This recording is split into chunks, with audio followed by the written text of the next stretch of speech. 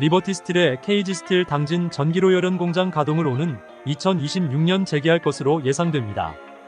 KG 스틸이 지난 20일 당진 전기로 열연 공장 관련 설비 매각에 대해 리버티 스틸의 매수자 옵션 행사 권한을 부여했다고 밝혔습니다. 이는 리버티 스틸이 당진 전기로 열연 공장을 국내에서 가동할 의지를 명확히 드러낸 것으로 해석되고 있습니다. 업계 관계자들은 당진 전기로 열연 공장 가동이 사실상 공식 발표된 것으로 여겨진다며 예상되는 국내 열연 시장 변화에 촉각을 곤두세우는 모습입니다. 포스코의 열연 및 후판 신규 협력 가공센터 서류 접수에 다수의 유통업체가 지원한 것으로 나타났습니다. 포스코는 지난 7월 25일부터 신규 가공센터 모집에 나서며 매월 안정적인 거래가 가능하고 열연 코일 가공 설비와 후판 가공 설비를 보유한 업체를 대상으로 서류 접수를 진행한 바 있습니다. 포스코는 8월 말 1차 서류 심사 결과를 발표하고 9월 중 현장 실사를 거쳐 최종 업체 선정을 마무리한다는 계획입니다. 더불어 지원업체를 대상으로 제품의 가공 능력과 가공품 영업 역량, 실수요 고객 개발 역량 등을 종합적으로 평가해 선정할 예정이라고 전했습니다. 상반기 국내 주식시장에 상장된 철강업체들의 경영실적이 지난해에 비해 악화된 것으로 조사됐습니다. 건설과 연관이 깊은 철강업체들의 경우 실적 하락이 두드러졌던 것으로 조사되는 등 일관제철 및 전기로제 강사와 특수강, 강관업계의 상반기 수익성이 전반적인 부진을 기록했습니다.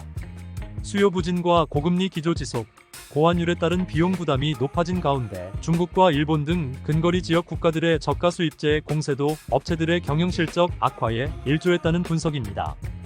일부 냉연 단합밀과 CHQ 와이어 업체들의 실적이 개선되기는 했으나 이 또한 2023년 실적 악화에 따른 기술적 반등과 달러 강세가 불러온 결과로 추정되고 있습니다. 국내 주요 냉연 단합 업체들이 지난 상반기 경기 침체에도 견조한 실적을 기록한 것으로 조사됐습니다. 국내 상장 냉연도 금업체 가운데 동국CM과 포스코스틸리온의 올 상반기 매출액과 영업이익이 모두 증가했던 반면 KG 스틸은 매출액은 소폭 늘었으나 영업이익은 감소했던 것으로 나타났습니다.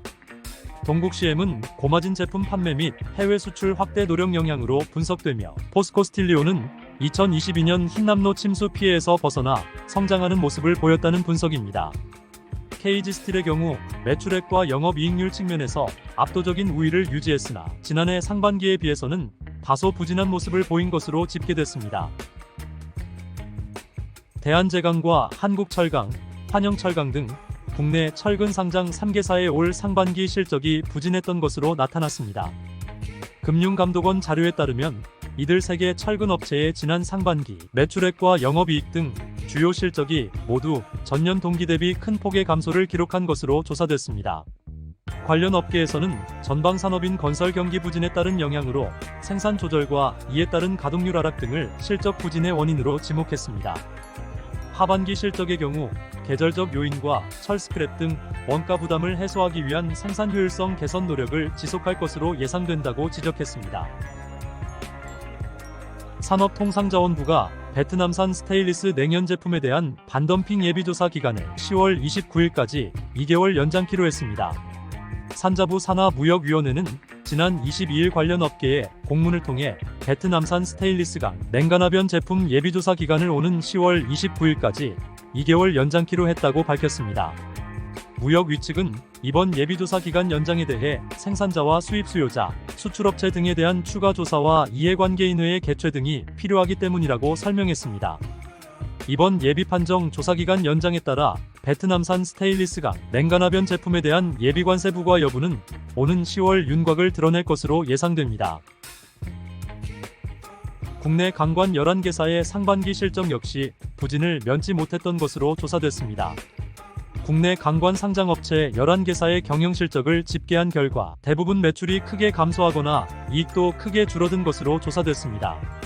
상반기 매출액이 늘어난 업체는 11개사 가운데 4개 업체에 불과했으며 그나마 영업이익은 1개 업체만 흑자로 전환되고 이를 제외하고 크게 감소하거나 적자로 전환된 것으로 나타났습니다. 업계에서는 지난해 하반기부터 이어진 건설 경기 악화와 이에 따른 판매량 감소, 그리고 판매 단가 하락 등이 주요 원인이라고 분석했습니다. KG 스틸이 전기 자동차용 배터리팩 투자를 철회한다고 밝혔습니다. 회사 측은 지난 20일 이사회를 통해 미래동력 확보의 일환으로 추진했던 전기차 배터리팩 사업에서 철수를 결정했습니다. KG그룹이 KG모빌리티 인수 등 자동차 사업으로 사업 영역을 다각화하면서 KG스틸도 배터리팩 사업을 추진해왔습니다. 그러나 최근 사업 수익성 악화와 잇따른 전기차, 화재 등 시장 환경 변화 영향으로 계획을 세운 지 1년도 되지 않아 사업 철수를 선언했습니다.